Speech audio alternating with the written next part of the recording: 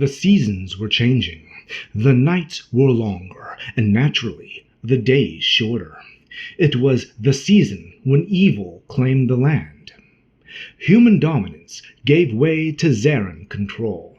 Darkness was dangerous, even in other seasons, but in this season especially. Even so, a lone figure remained on a knoll, a grassy hill that was the unsaid boundary of the country of man. It was from there to the sea, a scant 3 miles to the west, that was the only, quote, safe place on this continent. It was called safe, but one still had to keep their guard up. The lone figure was seated at the top, looking at the setting sun, appearing for all the world as a statue, cloaked in a brown robe. Under the robe was a relatively handsome teen. A 5'9½", he was nearly the tallest person in town. His short brown hair, parted to the left, matched his robe. His eyes were of a darker brown. He had been there for hours. Ever since his powers started to manifest themselves, he felt that something was going to happen, and soon. But whenever he tried to isolate this feeling, it disappeared like mist of dry ice. All his friends said he was imagining things, but he still could not shake this feeling. He had stayed out later and later trying to comprehend these feelings, that he was going to make the biggest impact since the time of Merlin. Although all thought that, didn't they? On the north side of this knoll was the forest that reached nearly to the top. The hues of autumn were on their way to taking over the forest, but summer still held the upper hand. It was from this area that a voice hissed to the figure. "You're out awfully late, aren't you, Edmund?" It was the 3rd time this week he had been caught almost past curfew, but this didn't bother him. In response to the accusation, Edmund calmly stated, "And you're out a little early, aren't you, Draz?" Draz was a Zarin, the alleged evil version of man. The problem with calling one evil and the other good is that ideals can shift subtly between good and evil, shades of gray. For this reason, both humans and Zarans were closely watched by the others. Draz was a little taller than Edmund. He was very thin, though was not a skeleton. He wore his black hair tied and braided in black, like an English infantryman, and his eyes were a fuchsia red. Not that uncommon in Zarans. Some say that if you look closely, you can see how ancient humans thought of them as having fangs and being undead of the night. "And it's our season," called Draz. Cool as ice, Edmund responded as he got up and turned to the voice. "Not for another 3 days, it's not. Someone has not yet upon us." It was a transitory season. The chill in the air was not bone-shattering, but it was close enough. The changing of the seasons served to remind Edmund that all things had cycles. The universe was constantly in motion. But though he understood this on an intellectual level, he was barely into high school and still had the mentality of a teenager. Book smart but moody, not a good combination, especially when coupled with unrivaled power. Even at his full height, he did not match that of the Zarin, but even with that in Draz's favor, anyone could tell that Edmund was the clear superior. "This is our land. The human dominance is only in other lands. We put up with you because the others keeps others out." Still as cool as can be, Edmund stated, "And we thank you for that." Suddenly mad, Draz called out, "Your thanks is neither wanted nor is it welcomed. You keep to your land, and we may let you live." They were long-time adversaries. They neither hated nor loved each other. They only used each other as a measuring stick for their own advancement. Draz felt that he was on the losing side. For this reason, he despised the other. "Temper, temper," Edmund started, mocking the mock shock evidence. Watch that blood pressure. Even a heartless beats need to be healthy. Human! Finally fed up with Draz's prodding, Edmund put his foot down. Zarin, I could easily cast a light spell on you so fast you'd be wishing you stayed in tonight. Edmund would not really do this, however, for he did not know the spell. For another reason, acting in aggression for no real reason was a sure path to the evil. There was two major forces in this world, as all knew, the path of light and the path of evil. Not to say there weren't shades of gray, but one inevitably drifted to one pole or the other. Draz did not know of this, but knowing he could not stand in a fight, he conceded. Just make sure you're in before the night falls. The others aren't as playful as I. Draz turned to leave. Edmund called back. I plan to. By the way, I will not be here after tomorrow. The testers from Traldron's Wall will be here in the morning to decide where I will attend class. They will make your nightly duty a little easier, won't it? Without response, Draz stalked into the night.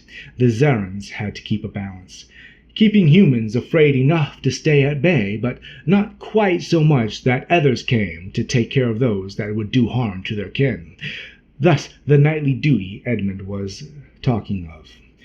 Those low on the hierarchy would make the rounds in near twilight to find weary souls to either save or punish. They had told humans that they would not kill them so long as they were indoors at dusk, yet for the most part they only gave stern warnings and painful punishments. The only time they really endorsed their death penalty was during their sacred season, the time when live sacrifices had to be made of all trespassers. They did not have to kill at other times, though did, even if just so to keep the humans unaware of the sacrifices.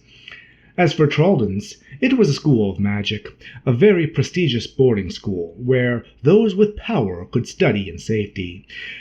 But there were others, in different areas. You were sent to a certain school based on where it was felt you would do best. It had been learned long ago that different people thrive in different environments. These tests were designed to show which environment a student would thrive in, whether it was an Arctic tundra, a rainforest, or anything in between. That was all that really mattered. This, like all schools in the ways of magic, was in the fantasy realm, a place known for magic. As a rule, a representative from any four of the races of power tested one with the hint of power. If there was not a place for them in that school, they would be referred to another. The main reasons for the test, though, was not in the system know about it. It was so they could find signs of evil, know the darkest of powers. Those that had the seed of evil had to be taken extreme care of, so the evil did not grow and cause a mess of things. This was an ill time for the evil to surface again, if there ever was a bad time. There were less and less people with the ability, and so it would be difficult to hold off the evil, if it did make an appearance. Draz watched Edmund leave with disgust. For a moment he wished he could stand light. As soon as he realized he was thought this, he dismissed it. Darkness in Zarin lore was the place of the gods, and those that could stand the light had some sort of debt to pay to the gods. He thought Edmund put the hope of light in his head, and so he hated the druid even more. He left to find easier victims, and Edmund went the short distance to his home. Edmund was not just a human. As said, he was a druid, or a human with the power to use magic. Not just any human with the ability to light a fire with his thoughts was considered a druid, though. They had to have some type of control and do more than a few parlor tricks. As is well known, all races have groups within them that can use magic. Elves had the Maves, dwarves had the Midrons, Aquals had Quells, mermen and merins, etc. But, like so many things, some of the power had been amplified by the word of mouth, and some were held in better regard than others. Such is the case with the elves. many thinking all of them had power. For a long time, natural humans did indeed think all elves had power. In fact, it was about the same percentage as humans, though.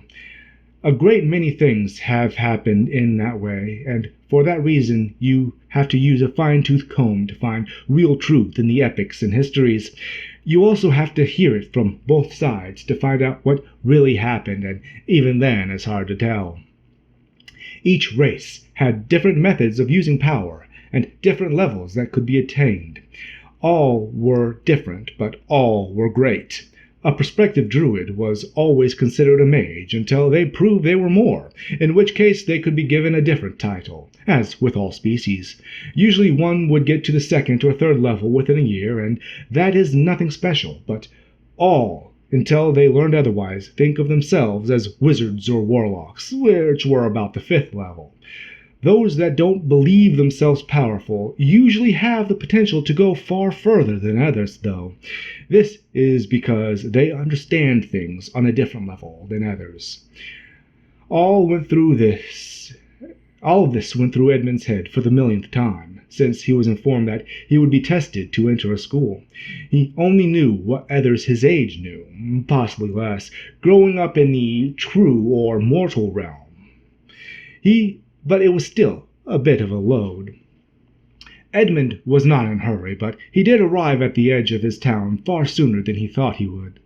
The town was built in a circle. 4 main roads marking cardinal directions converged in the center of concentric circles radiating from a central plaza. In the east, the road melded into the wharf and the area took on the feel of a harbor, while the rest of the town was a small inland village. Minor roads and paths connected rings in random fashion, as if to destroy uniformity but maintain order.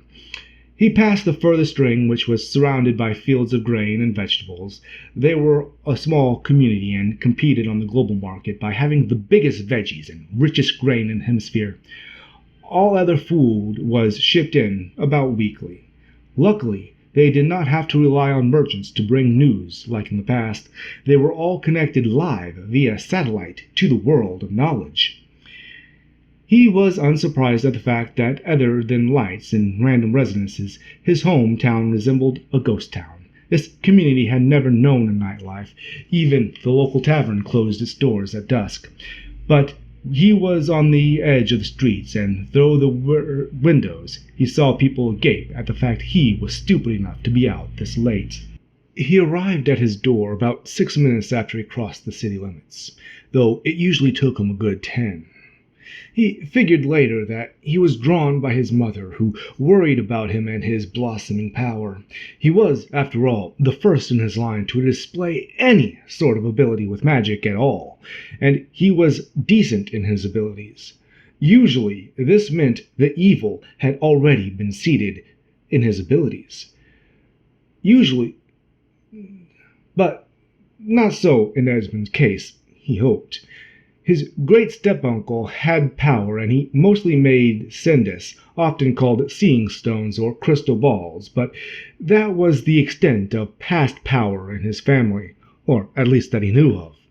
His house was not that special on the outside, just a small cottage with a thatched roof and whitewashed plaster framed by dark wood. On the inside, it was very cozy. There was a see-through fireplace between the kitchen and the family room, indoor plumbing with warm and cold running water, and 3 guest rooms, each connected to the central heating and air system.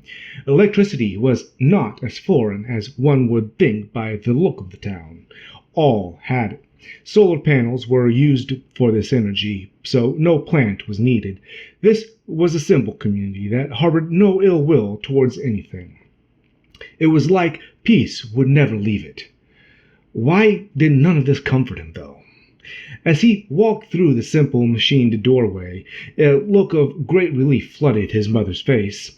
His mother was a medium-sized woman with auburn hair and blue eyes. She had been living in great human cities of Turndale, Birmingham, Vegas, Tokyo, or any others one could think of.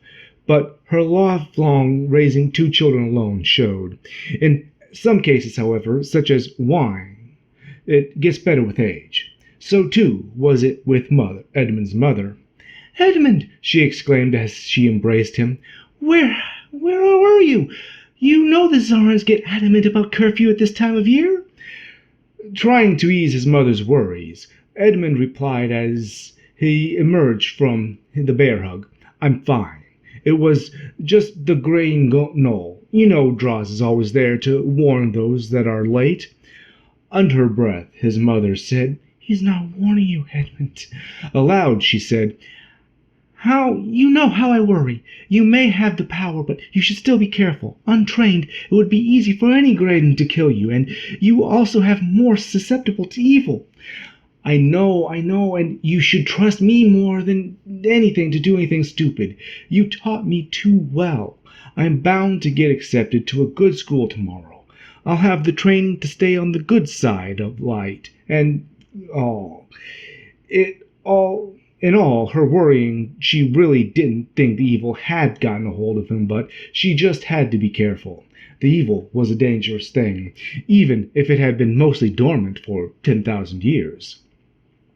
If ever a seed of evil germinated, especially in a human, the power of darkness could grow erratically. The power would soon be too much for any of species to control. It would then twist and warp the mind. The wielder of such power would become cruel, an evil individual, and the power would just balloon. If allowed to proceed at the evil's whim, then soon it would be far too great for any of the good, no matter how powerful, to counteract. That begins a time of darkness, and it takes multiple warlocks combining their powers to overthrow that kind of new Dark Lord. The problem at this time is few get to the highest ranks of power, gravely when it comes to magic. That is why even when one has the seed of evil, it's not turned away like in the high time of magic. They are sent to special schools to learn how to control the dark impulses, though the first few years they are not told of the implications or their needs. That could catapult them to evil far faster than they would on their own, it is thought. Over time, they do learn for themselves of their particular problem and how to control it. Edmund, his mother helped him prepare their meal and waited for his sister to finish her homework. She had just started junior high 2 years earlier, and it was doing decent, but she still needed prodding to excel. With all seated at the dining table, they then ate dinner. His dad had long been lost in a battle with a host of orcs in a fantastic realm that had taken the hold of Mithir, and all able people had been called to arms in all the realms of combat to combat that threat. When his father was killed, the other residents of the town built them their dining room annex. One fort may not sound like a reason to call to arms, but there are powers that some cannot comprehend. The reason it was such a big threat was that it contained what is called a sharn, or an item of great power. This was not as powerful as one of the mystic Sharn of Asheral, but no one wants to have any Sharn in the possession of evil. If any of the evil forces got hold of a Sharn, it would be as bad as a dark time caused by a powerful, dark, ancient magic, but would last far longer. As the family ate their meal, they discussed their day, and afterwards Edmund excused himself, took a shower, and went to bed. He wanted to be fresh for the testing tomorrow. As for his sister, tomorrow was Saturday, so she stayed up late and watched movies while her mom knitted a scarf. As Edmund slept, he dreamt about what the fantastic realm would be like. He knew, like many others, that the fantastic realm was where what were referred to in the true realm as mythic beasts resided. It was also the only place dragons would call home. Unlike other species, dragons, Edmund was told, could not travel between the realms, but by far his biggest joy was the thought of getting to meet a diacorn. All he really knew of the other realms was that it was the easiest way to get between them was to use an agrial, or natural portal. An agrial looked much like a carved pillar, sometimes in the shape middle of nowhere. He had heard tales of a henge in a place called Europe, where druids had built an artificial agrial, but none could get it to work. All his questions would be answered in short order. He just had to pass the test in the morning. Thank you for listening. We hope you enjoyed our amazing tale. If you haven't already, please like, share, and subscribe for more great adventures from the Polyverse.